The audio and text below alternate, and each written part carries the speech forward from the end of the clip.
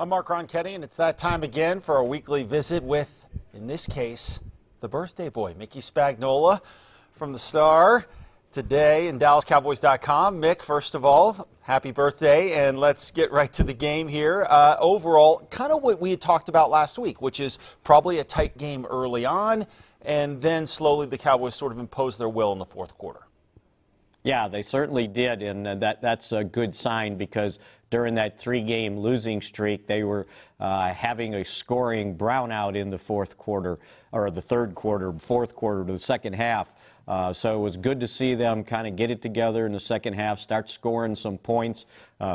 20 points in the fourth quarter, that certainly helps. And the big thing was, Mark, I think the big plays they started producing, and that's what they have to do. They've got to loosen defenses up by threatening the back end. They had a hard time doing that, minus Ezekiel Elliott during his suspension. Now he's got one to go, but they finally loosened up the back end. And I think they gave the Raiders something to think about.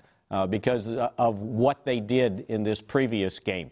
You know, the Giants thought, oh, we're going to blitz them, we're going to control Dak Prescott, that's how we're going to take care of their offense. Well, the Cowboys finally started defeating the blitz, coming up with big plays, and that certainly, guarantee you, the Raiders have taken notice. And when they decide if they want to blitz that much, they got to consider what the ramifications just might be after the Cowboys showed them that they had the ability to hit some big plays against those blitzes. Yeah, no doubt. That was definitely critical. It was interesting to see the flip-flop, too, from the first half to the second half with some of those big plays. When you're sitting through the first half, how concerned were you when balls are clanging off Dez Bryant's face mask and Cole Beasley loses one in the sun, and then you see kind of, oh boy, here we go again, but not necessarily. They stopped the bleeding and were able to do a pretty good job there in the second half. Yeah, I was sitting there thinking, oh, you know, they're going to win all these straight, that they're having problems here, and this might be the one that they trip up. And it wasn't just the things you mentioned, it was also how many times you've seen Dan Bailey miss a field goal, and then he misses 2 field goals. Not only the drop passes, but the offsides penalties on him. It was just like things were just unfolding badly for him, but they hung in there, and I thought that was key. I was talking to Jason Garrett a couple of weeks ago, and he was talking about, you know, these guys and a lot of young guys, especially on defense, they have to understand that, you know, the other team's going to score. They're good. And everything's not going to go perfectly, and there's going to be adversity in the game. But when you get some adversity, you got to stick your foot in the dirt and move forward. Forget about the pass and keep going. And I think that's one of the things they did in this game.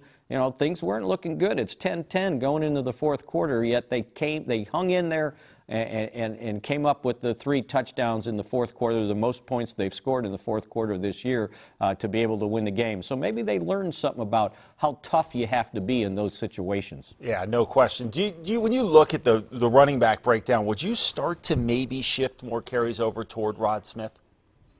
Well, I think the role they have him in, he's been very successful. So, you know, sometimes when you give somebody more than what they've been, you might get diminishing returns. So the fact that their plan going into this game was to give him a series on his own, the third series of the half, of each half, and then let him play on the nickel downs when they go 3 wide. You know, let him be the running back on third down, and I think he handled that awfully well. You know, I think Alfred Morris, you might need that guy that's going to just kind of chug along and bounce off of people, and then you get kind of a change-up back. So if they can just pull that off one more game and get Zeke back out there, you know, this team could be someone they have to reckon with. But again, you got to win this game. You 2 in a row, okay, great, but those are gone. Now you got to win 1 in a row, get to 3 straight, and then go into those last 2 games with Zeke back on the field. And, you know, who knows what might happen. Yeah, and you've pointed to this game for a while, this Raiders game, kind of as a real concern, because Raiders have the firepower to be pretty good. They've got some playmakers on defense, and they're not totally out of this thing yet. So this may well be a real battle right to the end. Yeah, and you can add one more thing to that equation. It's the Cowboys, and you know what happens when they go on the road, and it gets everybody's attention, no matter, you know, if they're 7-6 or 6-7 or 2-11. It's the Cowboys, and that'll get everybody fired up. And I'm sure head coach Jack Del Rio, the Raiders, will point that out to his team, especially since it's a night game and everybody's watching. So this is a tough one, and you got to go coast to coast, right? You're on the East Coast against the Giants one Sunday. You're on the West Coast the next Sunday night against the Raiders, and that's a tough back-to-back on the road. So there's a lot of things in here that says, boy, this scares me a lot, not to mention the fact that the Raiders can be explosive on offense if Derek Carr gets going and Marshawn Lynch starts rolling downhill. It could be a long afternoon. So I think the Cowboys understand that they've got a pretty big battle on their hands come Sunday night. And when you look at this secondary, could this be the week when we really get a real fix on how good a player maybe Awuzie is, or what kind of progress Jordan Lewis has made, or in the slot, issues there too? Are you looking at this game kind of saying, okay, this is a pretty good measuring stick for these young guys in the secondary? Yeah, if you look at the receivers, they're awfully good, and they get the ball down the field. So with Crabtree and Cooper, this will be a pretty big test for these young cornerbacks, especially if Orlando Scandrick's not quite ready to come back. That's why I always say, it's a test for the corners, but if the defensive line does its job and gets pressure on the quarterback, I know they didn't sack Eli Manning, but they had him moving around in the pocket, and he wasn't comfortable there, and they got to continue to do that, especially in this game. So that pass rush has to get back to where it's been.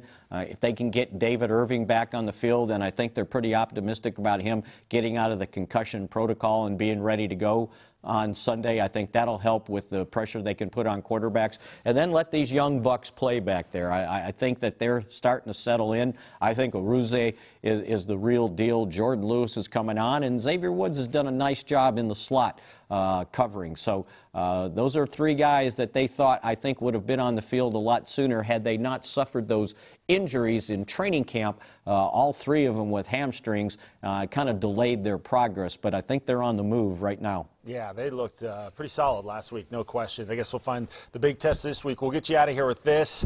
Mick, the Cowboys win if?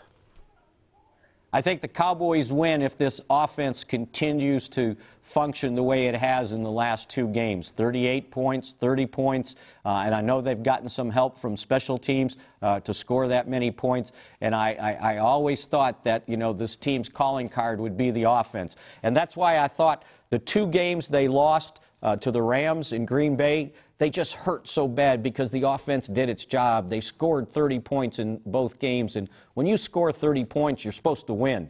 And they lost those two, and those two games right now are continuing to haunt them. Yeah, no question. Mickey Spagnola, a guy who turned 35 again this week. Congratulations on that, Mick, and we'll talk to you next week after the Raider game. Appreciate it, Mark.